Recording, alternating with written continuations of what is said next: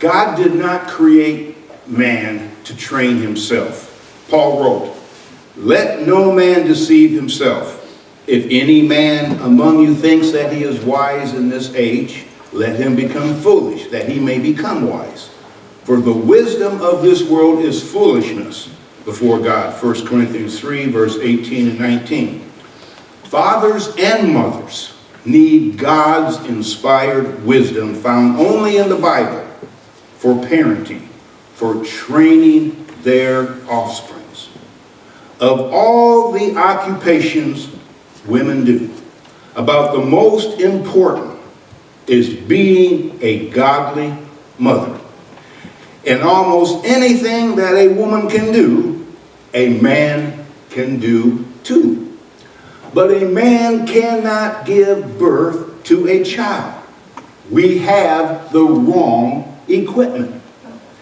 Even as a man tries to be both mother and father to his children, he cannot reasonably be all that a mother is.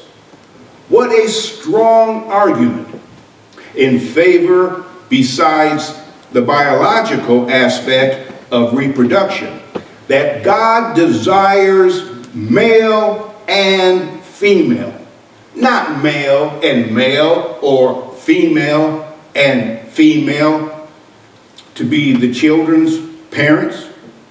Both sexes are not only different physically, but emotionally to interact wholesomely with their opposite to make the completeness in child rearing. For the life of me, I cannot grasp why the homosexual community cannot comprehend that simple truth, other than being controlled by their perverted lust and blinded to God's wholesome pattern. Anyways, motherhood is both a unique role and an important task that God has given to women. In their female makeup, they were created for such a function. So our question this morning is, how can the Christian woman best fulfill this role? Now, according to my children, when they were young and they had all the answers, I didn't know whatever about being a parent, much less anything about being a mother. Still, we can examine together biblical principles which will help Christian mothers as they rear their children. We begin with, ladies, never underestimate the importance of your role as a Christian mother. The expression, "the hand that rocks the cradle rules the world," contains some truth. Those who rule the world became, so to some extent, what their mothers influenced them to be. In this way, mothers can determine the course of history. Now, that's not saying so much of mothers today whose children are in charge of things going on in D.C.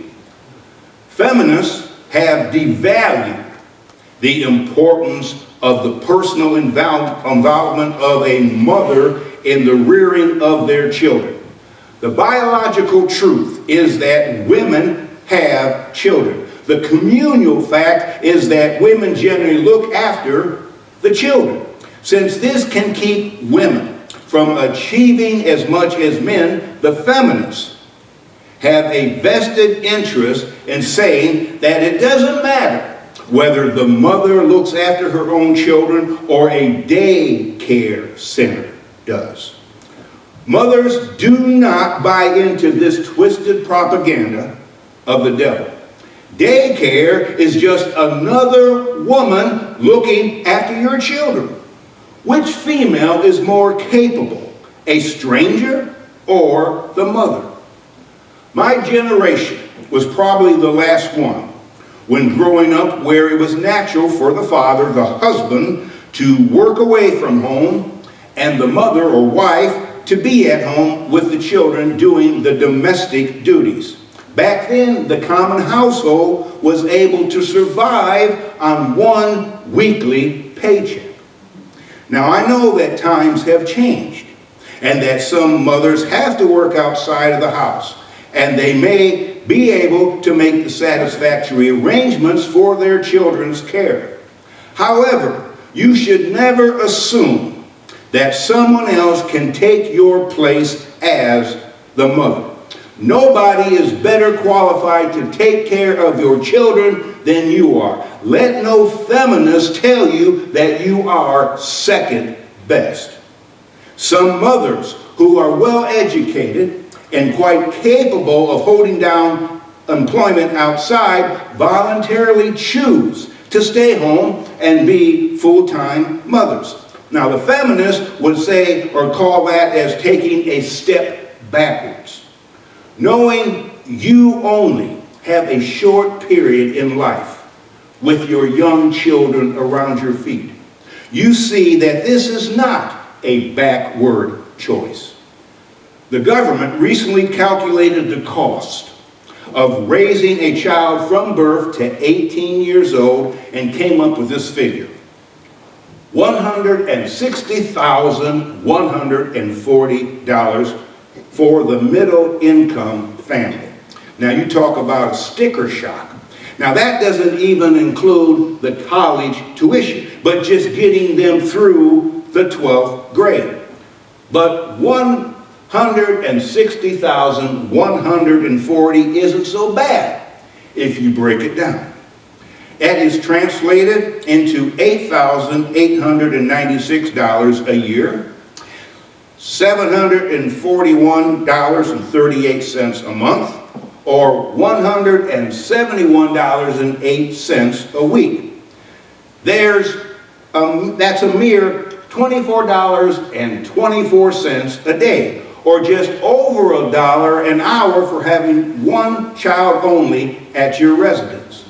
Now, still, you might think the best financial advice says that you don't need to have children because you want to get rich. However, it is just the opposite. Whether a father or a mother, what do you really get for your $160,140? You get naming rights, first, middle, and last designation. You get glimpses of God every day in the face of your child.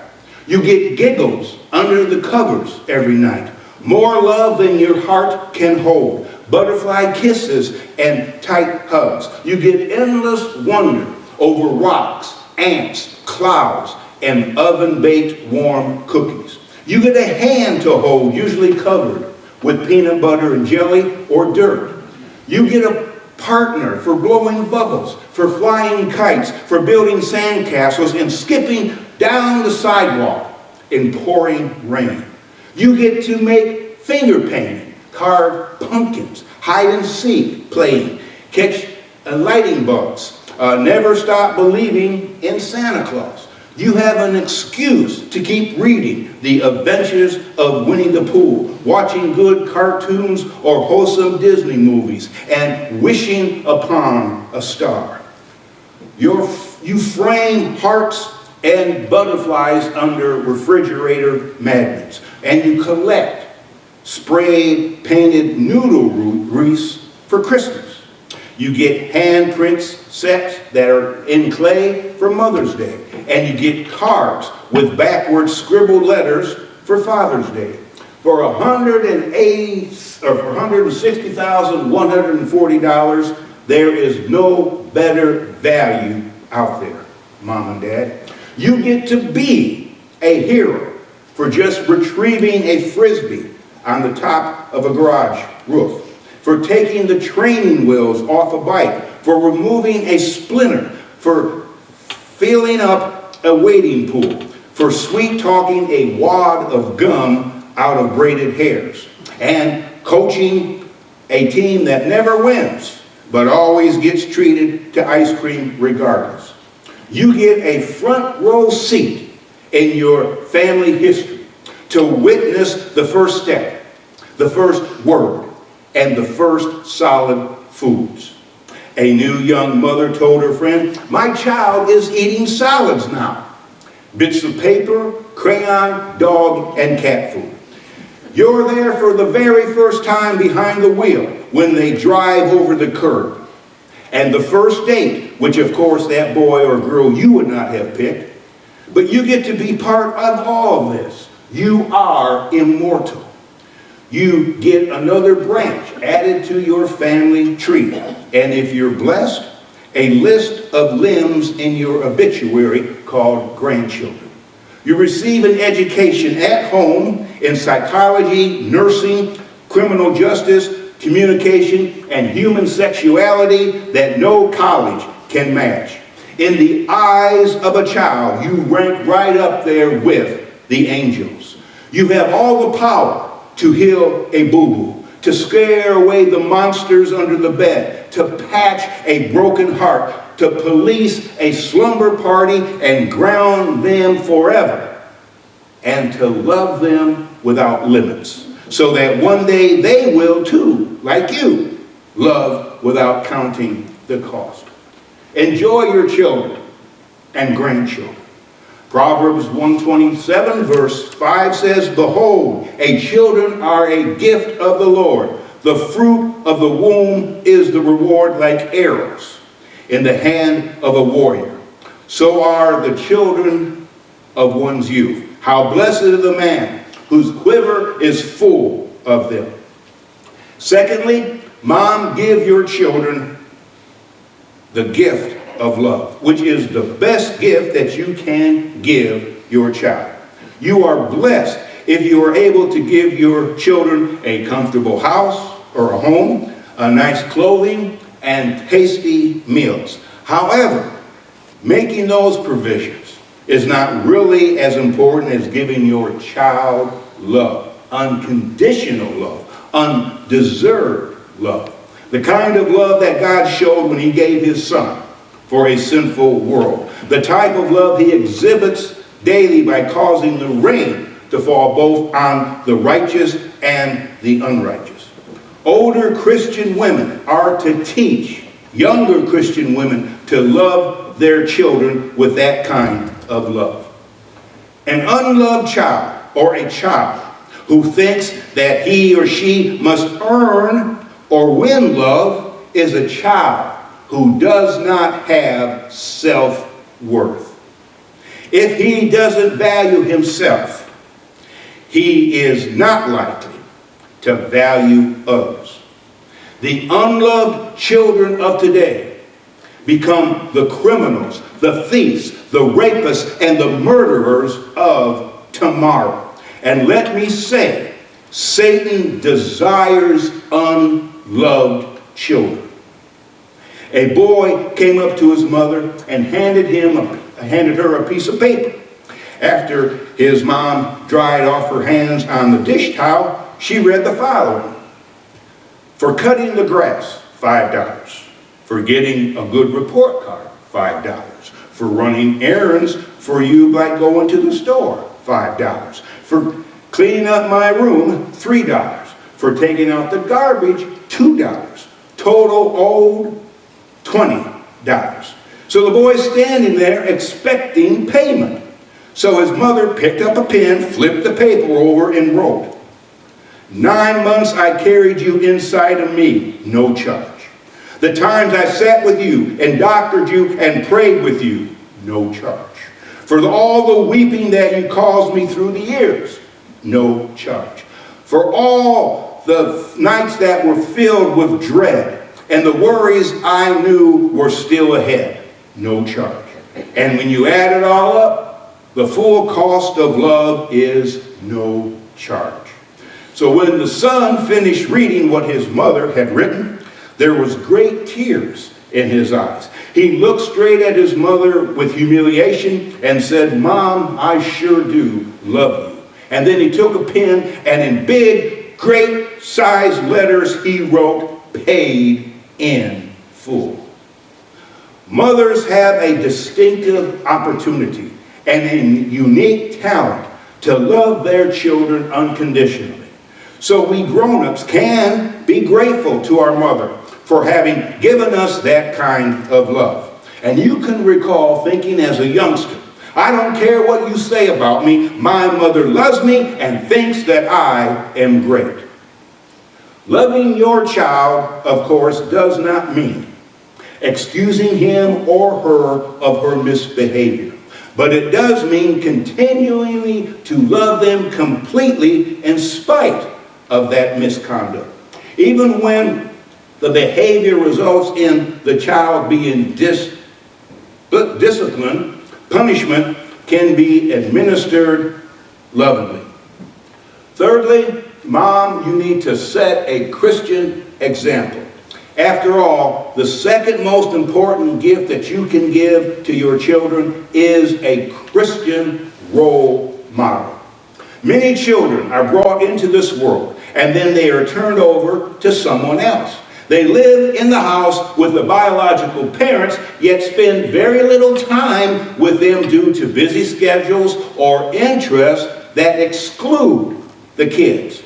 Children that are left to themselves will find other people or things to fill the void. Proxy parents may not hold the spiritual values needed for the child's proper development. Youth, especially adolescents, see who look successful in the medias and will imitate them. If the parents abandon, abuse, or avoid their children, then these children will look elsewhere. Usually there where they look will be the bad company. Teaching your child what he or she should do and to do it is very important, but not as imperative as providing a Christian example, for they want to witness the proper teaching in action. Because teaching that is not reinforced by a Christian example will likely not be heeded. If we do not practice what we preach, our children will probably not learn from our preaching. In what should then you set an example as a Christian mother? Well, here's several areas that we can mention.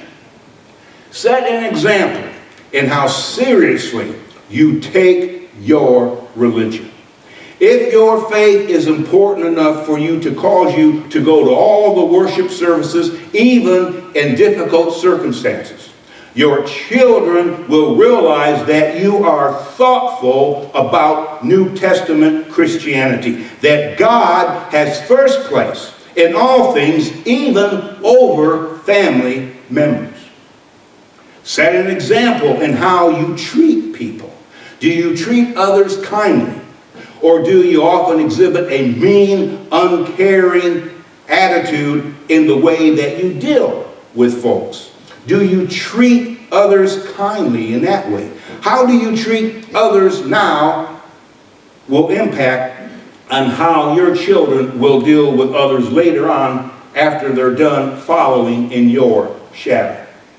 Be a good example in what you do for the less fortunate as well as those who are outside the faith. Your children will learn about being hospitable, if you are, to those who are unable to repay your kindness as well as the unchurched. And set an example in how you react to your own mistakes. Parents are not perfect, nor should we pretend to be. When we do something wrong, we should model before our children what to do when they do wrong. It's all right to say to your children, I said or did something wrong and I am sorry and I won't do it again. Let us pray to God that mommy and daddy can be forgiven. Proverbs 23 verse 25-26. Let your father and your mother be glad, and let her rejoice who gave birth to you. Give me your heart, my son, and let your eyes delight in my ways. Fourthly, mom, teach your children what is right.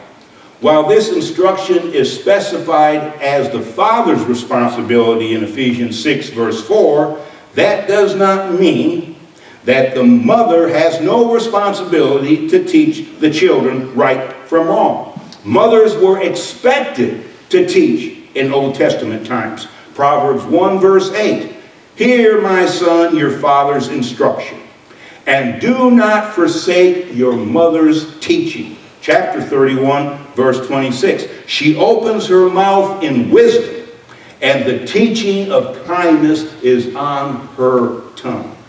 So why would we assume that principle has changed? Surely no less is expected of Christian mothers today. Not always true, but mom usually spends more time with the kids than dad does. This gives mothers a special opportunity to teach their children from the time they are youngsters, when they are born. Fifthly, discipline your children. Proverbs 29 verse 15 shows the effect of good and bad parenting. The rod and reproof or rebuke give wisdom, but a child who gets his own way brings shame to his mother. Rearing an immature human from birth to adulthood is a challenge. Proverbs 22 verse 15, foolishness is bound up in the heart of a child. The rod of discipline will remove it far from him. One must not take this verse as God's sole instruction for correction. Positive words are needed with discipline. If a child does not understand the reason for punishment, he will be unable to learn and improve. The scripture teaches that words without penalty are incomplete. Proverbs 23 verse 13 and 14. Do not hold back discipline from the child. Although you beat him with the rod, he will not die. You shall beat him with the rod and deliver his soul from Sheol. Now that Sheol is the region of the departed saints. This verse is not just departed spirits. This verse is not saying that a child should be physically abused, because that word beat could be translated to strike lightly. In Proverbs 19 verse 18, discipline your son while there is hope, and do not desire his death. Prepare your children spiritually for life when still young. Children need to know that freedom to choose right or wrong does not free one from consequences. A parent's loving discipline is far better than the cruel treatment of the far country of a child might experience having never been disciplined. Require them to do what is right. Again, while this is the task of fathers, it should not be considered the father's responsibility alone. In many houses, the mother, instead of disciplining the children, tells them, wait till your father gets home. Then she lets daddy deal with the problem when he arrives. And this is bad for a few reasons. The father's arrival is made into an event to be feared rather than a happy family reunion it should be. The father becomes a figure to be hated rather than someone to be loved. But most important, bad behavior should be dealt with immediately.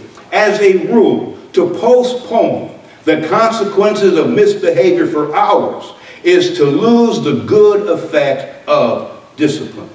A youngster, in particular, may have difficulty connecting a spanking in the evening with the misdeed he committed that morning. By the time dad pulls in the driveway, the child may have forgotten what he had did. The closer the punishment is to the crime, the more meaningful the lesson will be. Incidentally, some criminals truly convicted of murder no doubt do it because they know that they are going to end up on death row waiting 30 years to receive their discipline. There are over 50 Bible verses dealing with the death penalty. And when it mentions they shall surely die, it is not discussing long, drawn-out time to finally execute. Society needs to know that not all discipline is for correction. Some is for justice, which is capital punishment. Refusing to discipline a child does not prove that you love the child. It may in fact suggest the opposite, that you don't love the child enough or care enough sufficiently to require the child to behave properly. Number 6, teach your children to love, respect, and appreciate their father. Children must have 2 parents to be conceived. They also need 2 parents to grow up strong and good. Fathers ought to recognize the importance of mothers for the rearing of their children. In the same way, mothers should recognize the importance of the father in the growth of their offsprings. But in too many houses, conflicts arise between the adults, and the children are caught in the middle. Each parent may attempt to convince the children to choose a side, turning them against the other grown-up. Everyone loses when that happens. Do you remember the painful results when Isaac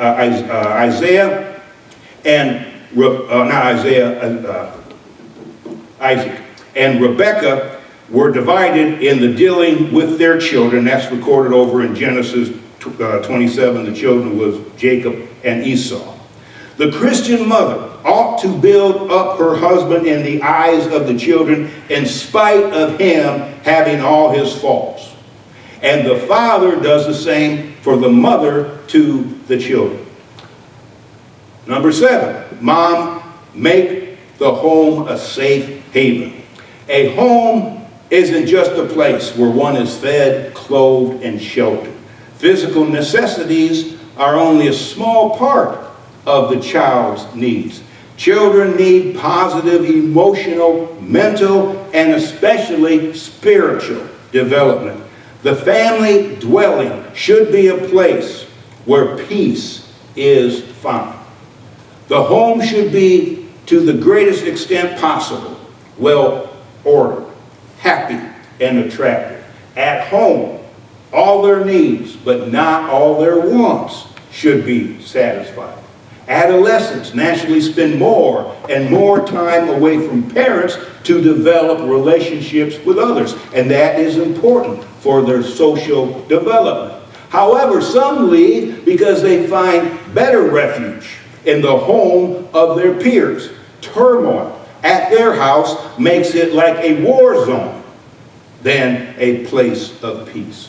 Solomon wrote in Proverbs 15, verse 17, "Better is a dish of vegetables where love is than a fattened ox and hatred with it." In other words, green veggies with love are better than a juicy steak with hate.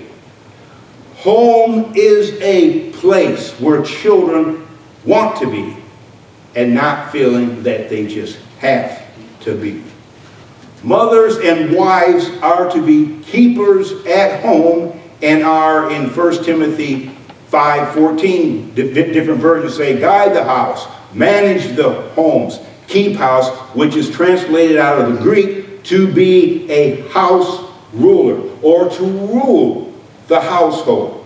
Part of their responsibility is to provide as best as they can a clean, calm, quiet, and comfortable haven for their children. There is something true in what has been described as a mother's touch.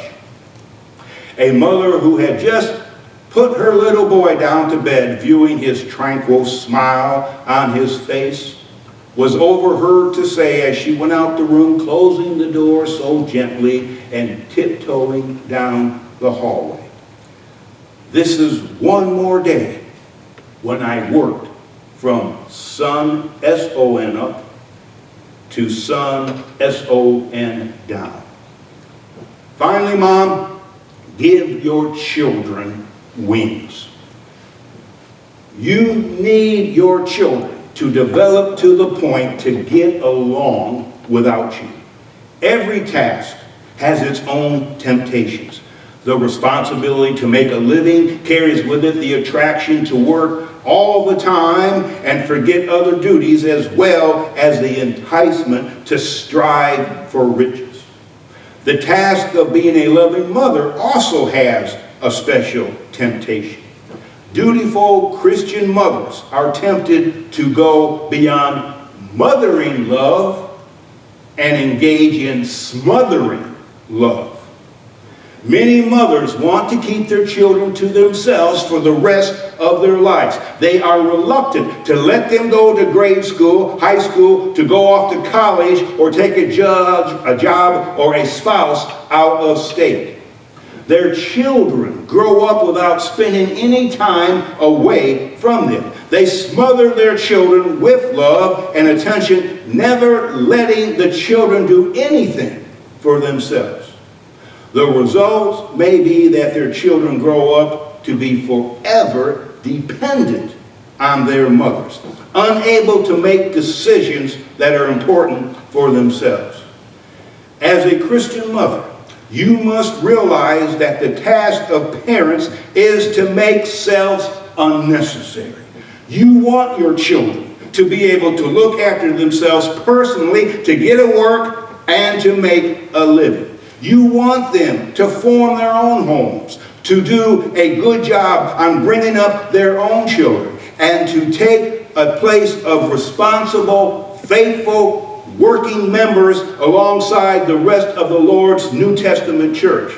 If someday your grown children can accomplish all of this without you, then you can believe, you can know for certain that you have succeeded as a Christian parent. Of course, if all of this is to happen, your children must be taught to accomplish goals for themselves from the beginning. They must learn to be responsible and independent. After you have done your best to teach your children to be responsible and independent, the time will come for them to leave the nest and to gather their own worms. You should be willing to let them fly away. Love them, but don't make them feel guilty as they soar to new heights. What memories will your children have of you? Will they only recall a clean house and cooked meal? Or have deeper, precious memories, and remembering that you were the one that undoubtedly loved them even when it seemed that no one else did? That your home was the center of spiritual activities, that upon every Sunday, without hesitation, as a united family, you would go and assemble with God's Christian people. What memories are you making with your children? Through belief, repentance, and water baptism, do they desire to become a New Testament Christian, as you did, and then hunger to live and die faithfully in the Lord as you are currently doing? As a child of any age here that needs to respond to God's invitation through belief, repentance, and water baptism, then the invitation is given to you to come forward, and let's do that right now. Together we stand.